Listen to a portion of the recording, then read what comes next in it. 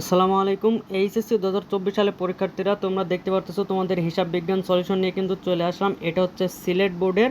তোমরা অবশ্যই মিলিয়ে নাও কাদের কয়টা হয়েছে, ঠিক আছে? এবং অবশ্যই কমেন্ট বক্সে জানিয়ে যাবে কাদের কয়টা হয়েছে। ভিডিওটাতে অবশ্যই একটি লাইক করে দাও। তো দেখতে পারতেছো একের অ্যান্সার হবে খ নম্বর, দুয়ের অ্যান্সার হবে ঘ নম্বর, তিনের অ্যান্সার হবে ক নম্বর। পাশাপাশি তোমরা আমাদের হোয়াটসঅ্যাপ গ্রুপে জয়েন হয়ে যাবে, আমি তোমাদের দেখিয়ে দিচ্ছি।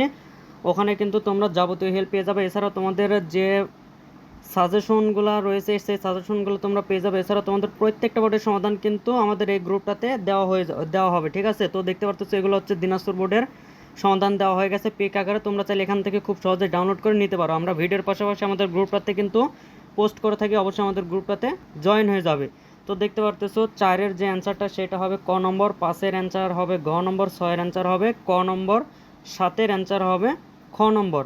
এবং কাদের কোন বোর্ড লাগবে অবশ্যই কমেন্ট বক্সে জানিয়ে যাও। তোমাদের যে আটের অ্যান্সারটা সেটা হবে ক নম্বর, নয়ের অ্যান্সার হবে গ নম্বর, দশের অ্যান্সার হবে খ নম্বর, এগারোর অ্যান্সার হবে ক নম্বর, বারোর হবে ঘ, তেরোর হবে খ, চোদ্দোর হবে খ, পনেরোর হবে গ, ষোলোর হবে ক, সতেরোর হবে ঘ। এরপরে তোমরা দেখতে পারতেছ আঠারোর ক, উনিশের ক, বিশের ঘ, একুশের গ, বাইশের গ, তেইশের ঘ, চব্বিশের খ।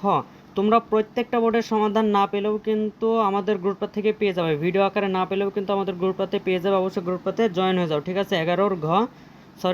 25-এর ঘ, 26-এর ঘ, 27-এর ক, 28-এর গ, 29-এর ঘ এবং 30-এর ঘ।